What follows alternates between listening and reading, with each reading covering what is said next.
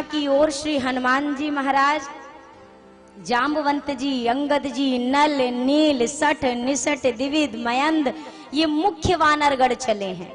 और जब चलते चलते भूख प्यास से व्याकुल हुए, पहुंच गए कहाँ? समुद्र के किनारे, सागर के किनारे पहुंचे। अब सब कह रहे हैं ये क्या है, यहाँ से कौन पार जाएगा, कैसे पार लगेंगे, कौन इस समुद्र को पार करेगा, यहाँ तो जल ही जल है, मैया कहाँ है, कुछ नहीं दिखाई देता है।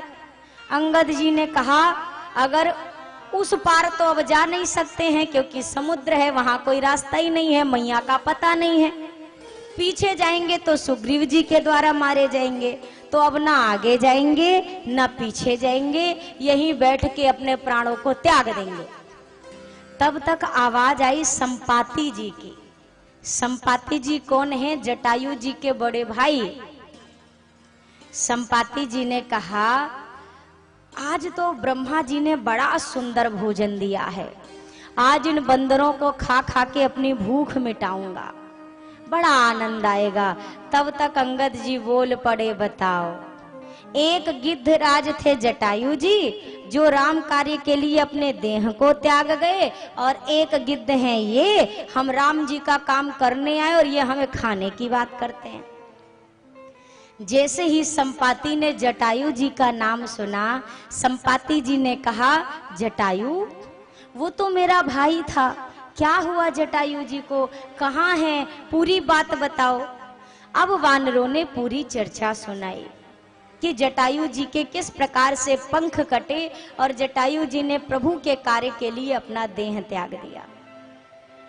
श्री जटायु जी के जब पंख कट गए थे ना, तो पंख कटने के बाद भी जटायु जी जीवित थे। क्यों जीवित थे? क्योंकि उनको मैया जी की सूचना राम जी को देनी थी। मानो आज मृत्यु देवी पर भी विजय पाली हो जटायु जी ने। मृत्यु देवी आई, जटायु जी ने कहा हे मृत्यु देवी, मेरा स्पर्श भी मत करना, कब तक? जब तक मैं अपने राम जी को अपने पुत्र वधू की सूचना ना दे दूं। आपने पितामह भीष्म का नाम सुना है? महाभारत की चर्चा में आती है। भीष्म पितामह को इच्छा मृत्यु का वरदान था कि जब तक वो नहीं चाहेंगे तब तक वो मृत्यु को नहीं प्राप्त कर सकते, उनकी इच्छा से उन्हें मृत्यु आएगी।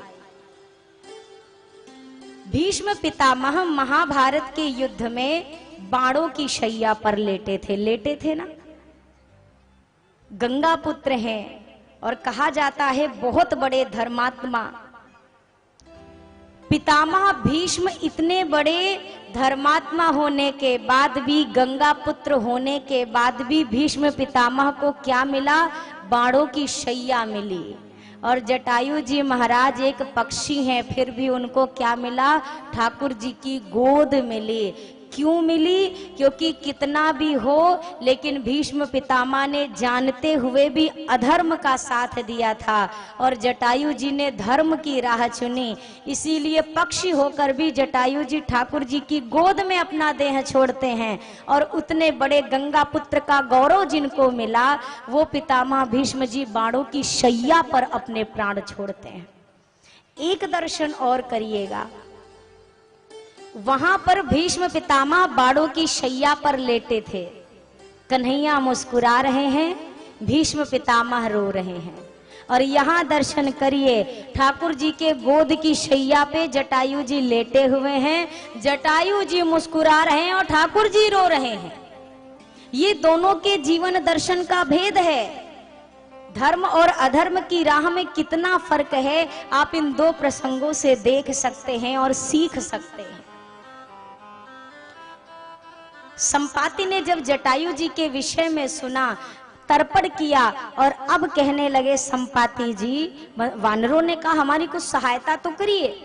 संपाति जी ने कहा देखो, यहां से मैं देखकर ये बता सकता हूं कि जानकी जी समुद्र के उस पार लंका नगरी में अशोक वाटिका में अशोक के पेड़ के नीचे बैठी हुई हैं। बंदरों ने कहा बहुत सुंदर और थोड़ी सी सहायता करी। संपाति जी ने कहा इससे ज्यादा मैं कुछ नहीं कर सकता। क्यों नहीं कर सकते? बूढ़ भयउ न तक कर त्यों कछुक सहाय तुम्हार। मैं वृद्ध हो गया हूं, इसलिए अब इससे ज्यादा आपकी सहायता नहीं कर सकता हूं। अब ये सारे बंदर सोचने लगे उस पार मैया है तो अब काम कैसे बनेगा। संपाति ने जाते जाते एक बात कही, कौन करेगा ये तो मैं नहीं जानता हूं, आप में से वो कौन होगा, लेकिन एक बात जानता हूं, जो नाघई सत जो जन सागर करई सो राम काज मती आगर। जो इस 100 योजन के, 100 योजन का मतलब जान रहे हैं 1200 किलोमीटर, इस पूरी दूरी को जो एक बार में पार करेगा, मतलब यहां से छलांग मारे और वहां जाके उतरे, वही राम जी का काम कर सकता है, अन्यथा और कोई करने वाला नहीं है। अब ये जितने बंदर थे, वानरगण, सब आपस में बात करने लगे, एक दूसरे का मुंह निहारे, तुम जाओगे का? हम कभी 10 योजन नहीं गए, हम कहाँ जाएंगे 100 योजन। दूसरा कहता तुम ही चले जाओ, अरे मैं भी कभी नहीं गया। एक दूसरे का मुंह निहार रहे हैं, कौन जाए कौन जाए। तब तक जामवंत जी बोल पड़े, धिक्कार है तुम सबको, युवा हो तुम। मैं जब युवा था तो जब प्रभु ने विराट स्वरूप धारण किया था, अल्प समय में उनकी मैंने 7 परिक्रमा लगा ली थी, और तुम सब युवा कहलाते हो और एक ये समुद्र नहीं पार कर पा रहे हो। एक वानर ने थोड़ी सी हिम्मत जुटाई, जामवंत जी मैं 20 योजन चला जाऊंगा। जामवंत जी ने कहा चलो शुरू तो भय, बोला तो कोई, तब तक दूसरे ने देखा इसने 20 बोला। जामवंत जी हम 40 चले जाएंगे। जामवंत जी ने कहा चलो बढ़ रहे। और कौन जाएगा? एक ने कहा जामवंत जी मैं 60 योजन तक जाऊंगा। बहुत सुंदर, आगे और कौन? और कोई? ये वाला 60 तक जा रहा है, और कोई इसके आगे जाएगा क्या? यही सबसे बलवान है। अब किसी और को भी जोश आए, नहीं, ये कैसे सबसे बलवान? जामवंत जी मैं 80 योजन जाऊंगा। जामवंत जी ने कहा बस पहुंचने वाले हो, एक आदमी और चाहिए। कौन जाएगा? एक ने कहा जामवंत जी मैं 90 योजन तक जाऊंगा। जामवंत जी ने कहा बस पहुंच गए। एक बस और, केवल एक कदम और आगे बढ़ जाओ और समुद्र पार। कौन है कोई आगे तो आए। अंगद जी ने सोचा छुटके बोल रहे हैं और हम मौन रहे, हम किष्किंधा के राजकुमार हैं। तो अंगद जी ने भी धीरे से कहा, अंगद कही जाऊं मैं पार जाऊंगा। इतना तो सुनते ही पूरी वानर सेना नाच पड़ी, जय हो अंगद जी की। सब अंगद जी को उठा लिए गोदी में और लगे बढ़िया नाचने, खूब नाचे, ऐसे ही ताली बजाई थी, ऐसे ही ताली। तब तक अंगद जी धीरे से बोल पड़े, नीचे उतारो, चले तो जाएंगे पर वापस नहीं आ पाएंगे। अब बजाओ ताली। हाँ, ऐसे सब में ताली बजाओ। अंगद जी ने जब धीरे से कहा चला तो जाऊंगा पर वापस आने में थोड़ी सी हमें शंका हो रही है। जामवंत जी ने मन में कहा तो क्या फायदा, फिर बोला काहे को बीच में? अरे आपके जाने या ना जाने का फिर अर्थ क्या निकला? एक बार आप चले जाओ, फिर वापस ना हो तो ढूंढने आपको किसी और को भेजें, तो क्या मतलब? जामवंत जी ने कहा अरे नहीं आप तो राजकुमार हैं, आप नहीं, आप तो युवराज यहाँ बैठे, और कोई? अब सब तो बोल रहे हैं, और एक नियम कहता है शोर मत करो, काम ऐसा करो कि शोर होने लगे। और आज के समय में करते कम है, चिल्लाते ज्यादा हैं, या फिर काम कोई और कर दे तो बिल्ला अपने कुर्ता पे चिपका लेते हैं। सारा काम कोई और करेगा और पूरा बिल्ला अपना टांग के घूमेंगे, सब हम किए अकेले, किसी ने कोई कुछ नहीं किया। यहाँ पर जितने वानरगढ़ थे सब ने बोला तो मैं ये करूंगा, मैं वो करूंगा, मैं यहाँ जाऊंगा, वहां जाऊंगा। जामवंत जी सोच रहे हैं जिससे एक काम नहीं होना ये चुप नहीं रहते हैं, और जिससे काम होना है उनका आता ही पता नहीं है। जामवंत जी ने कहा हनुमान जी कहाँ हैं? आसपास कहीं नहीं। अब श्री हनुमान जी महाराज एक बढ़िया शिला पर बैठे बैठे भजन कर रहे हैं। सीताराम सीताराम सीताराम कहिए, जाहि विधि राखे राम ताहि विधि रहिए। सीताराम सीताराम सीताराम कहिए, जाहि विधि राखे राम ताहि विधि रहिए। यहाँ हनुमान जी कीर्तन करते बैठे हुए हैं और इधर श्री जामवंत जी महाराज आए और हनुमान जी से कहा, हनुमान जी आप यहाँ भजन करते हुए बैठे, यहाँ भजन करने आए हैं कि राम जी का काम करने आए हैं? अभी राम जी का नाम छोड़िए और काम पर ज्यादा ध्यान दीजिए। जामवंत जी ने कहा, कहाई रीछपति सुनो हनुमान, कहाई रीछपति सुनो हनुमान, का चुप सारी रहे बलवाना, चुप साधे रहे वो बलवान। सब लोग इन चौपाइयों का गान करिए और हनुमान जी महाराज को उनके बल का स्मरण कराइए।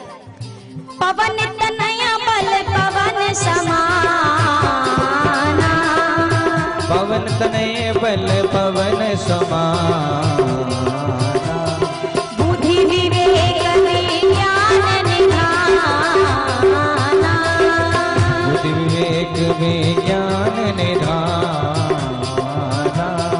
जामवंत जी ने कहा, है पवन पुत्र हे श्री हनुमान जी महाराज, ये कोई भजन करने का समय है? भजन करने में मत बैठिए, राम जी का काम करना है। खड़े होइए, समुद्र पार करिए, मैया का पता लगाइए।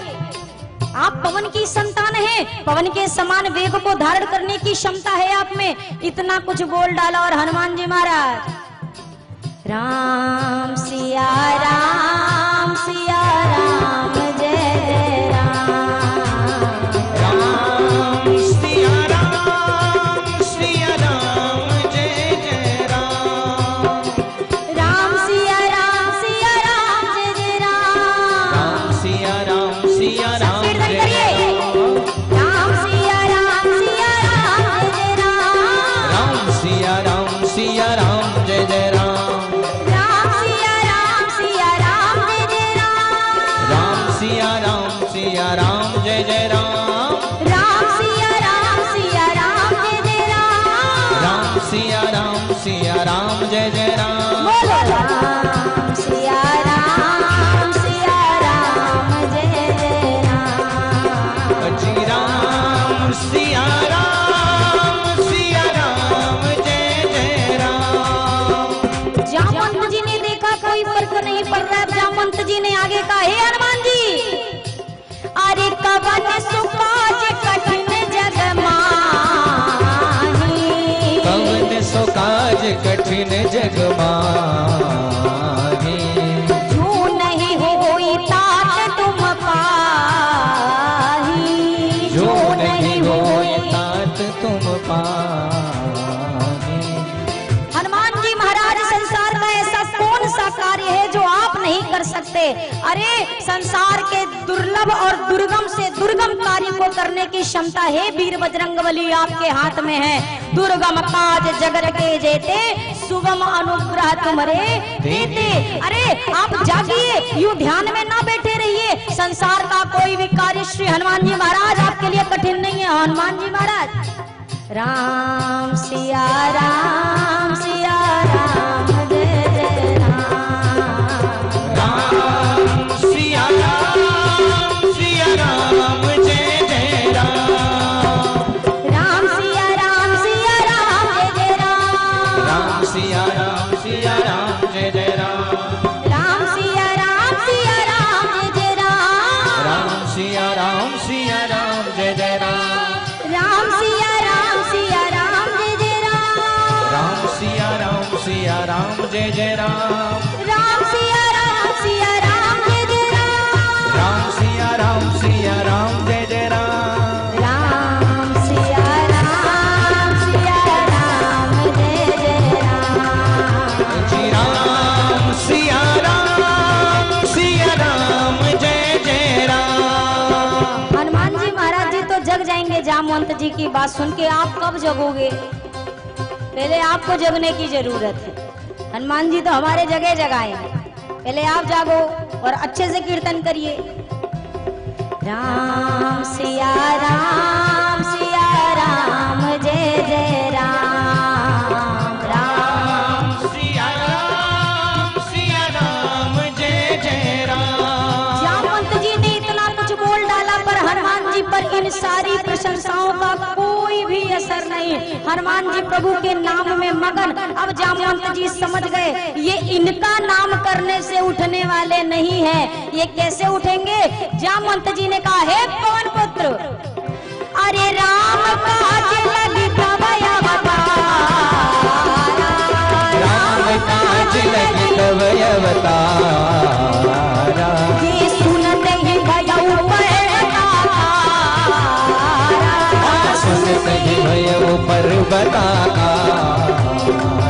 जामवंत जी ने आज ऐसा शस्त्र छोड़ा वचनों का। क्या बोले? हे हनुमान जी, आपका तो इस धरती पर आना ही प्रभु श्री राम जी के कार्य को करने के लिए हुआ है। राम कार्य को करने के लिए मेरा आना हुआ है। कानों में ये बात पड़ी और श्री हनुमान जी महाराज ने विराट स्वरूप धारण किया। और जैसे वो विराट स्वरूप लिया, वो स्वामी जी लिखते हैं, ऐसा लगता है मानो सोने का कोई विशाल काय पर्वत समक्ष आकर खड़ा हो। सारे वानरगण हनुमान जी महाराज के स्वरूप के दर्शन कर रहे हैं। क्या आभा है? अरे कनक बरन तन तेज विराजा। कनक बरन तन तेज विराजा। मानहु अपर गिरि ने कर राजा। अपर गिरि ने कर राजा। जैसे ही वो विराट स्वरूप बनाया, श्री हनुमान जी महाराज ने, वानरगण देख रहे हैं। श्री हनुमान जी महाराज ने एक बार गर्जना की, जय जय श्री राम। जय श्री राम। जो ही गर्जना की गोस्वामी जी कहते हैं, अरे सिंहनाद करी बारही बार। सिंहनाद करी बारही बार।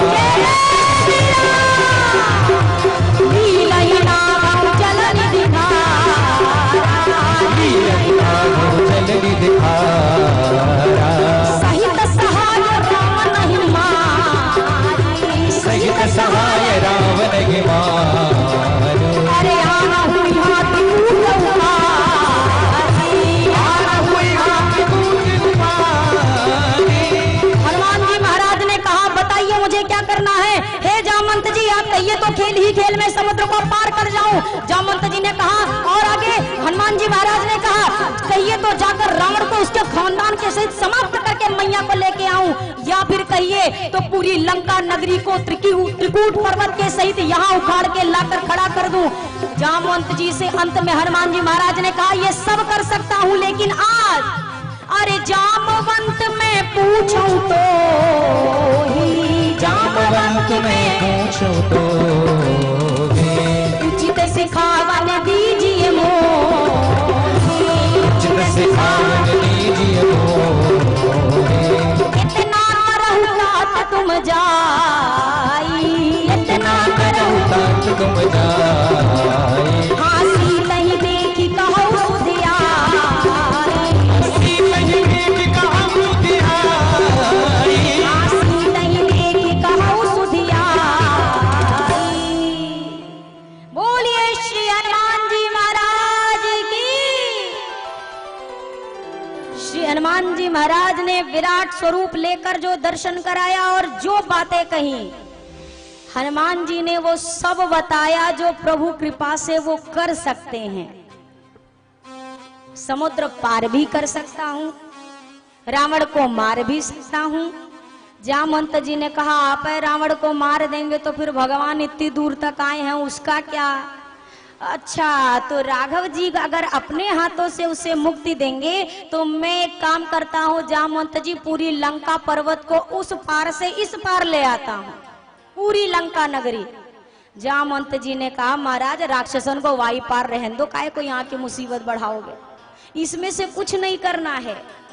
जीवन में हम और आप एक बात का बहुत विशेष ध्यान दें, हम क्या कर सकते हैं इस बात से जरूरी ये है ज्यादा कि हमें किस समय क्या करना है।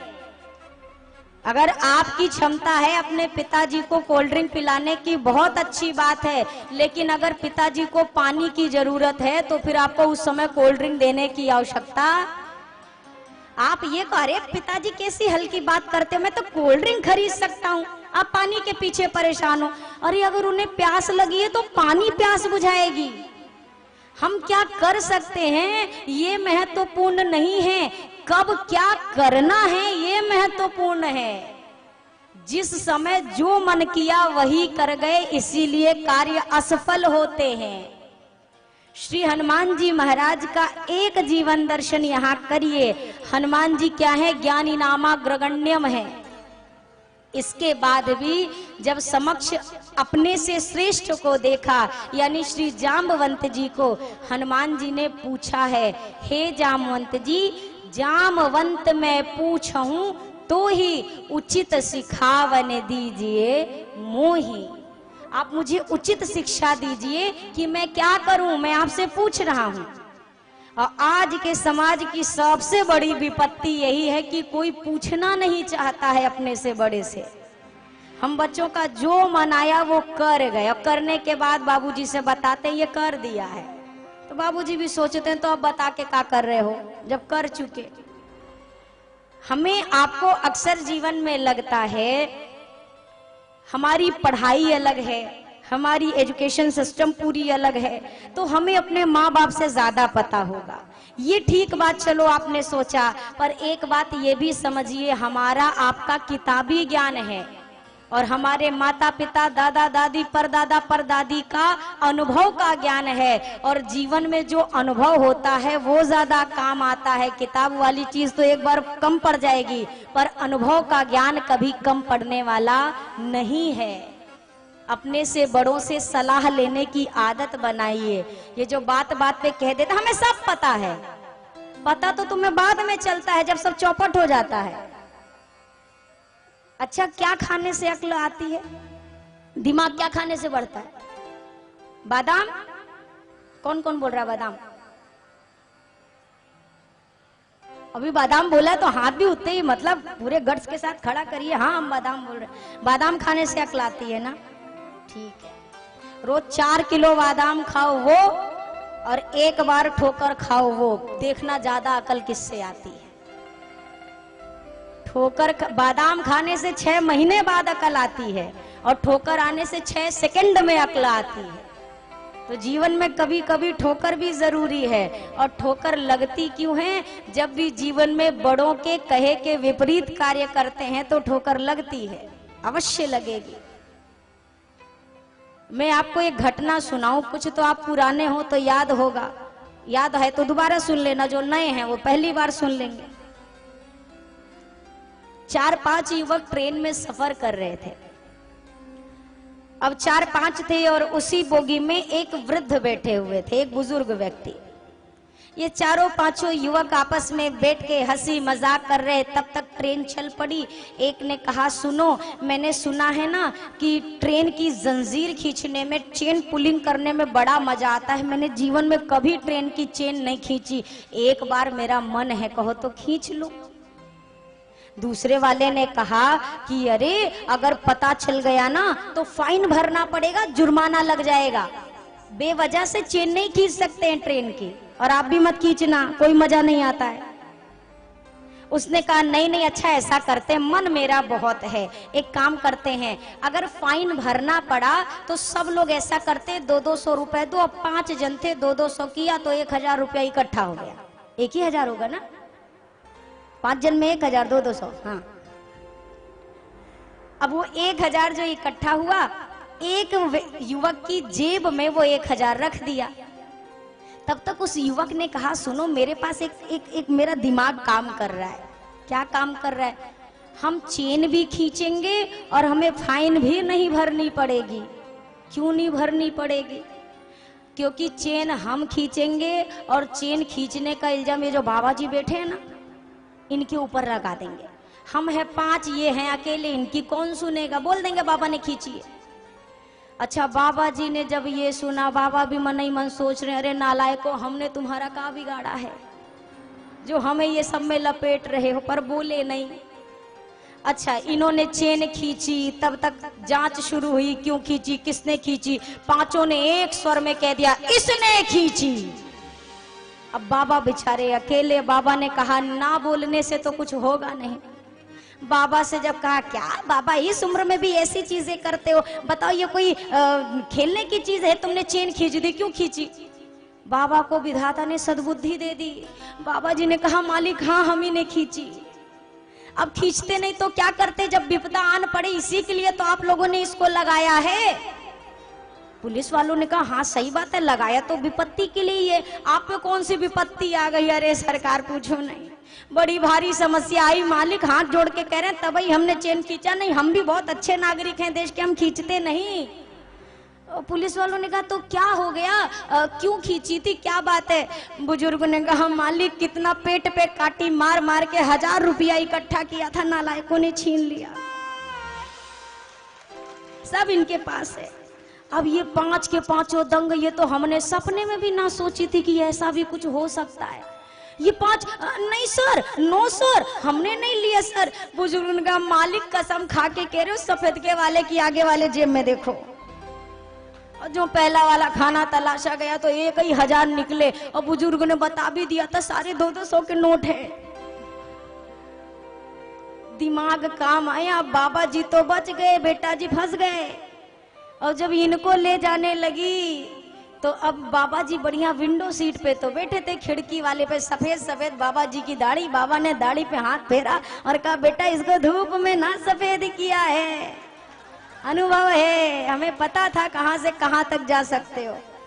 तो अनुभव जीवन में बहुत काम आता है, इसीलिए बड़ों की सलाह लेना शुरू करिए। बोलिए सियावर रामचंद्र की। श्री हनुमान जी महाराज से जामवंत जी ने कहा, हनुमान जी ज्यादा कुछ मत करिए, बस आप उस पार जाइए और माँ की सुधि लेकर के इस पार आ जाइए। हनुमान जी महाराज ने अब बाकी अपने मित्रों से कहा, वानरगढ़ों से कहा, सुनिए आप लोग जाना मत, यहीं पर मेरी प्रतीक्षा करना, मेरे मन में आऊंगा। अब अगर काम हनुमान जी को करना है तो इनको बिठाने का क्या मतलब था। एक संत का स्वभाव यही होता है, वो कभी भी किसी कार्य का श्रेय अकेले नहीं लेना चाहता। हनुमान जी जानते हैं ये कार्य होगा, प्रभु की कृपा मिलेगी, और हनुमान जी नहीं चाहते कि वो कृपा अकेले मुझे मिले, इन सब पर राघव जी की वही कृपा हो। इसीलिए जामवंत जी से कहा, आप सब मेरी प्रतीक्षा करना।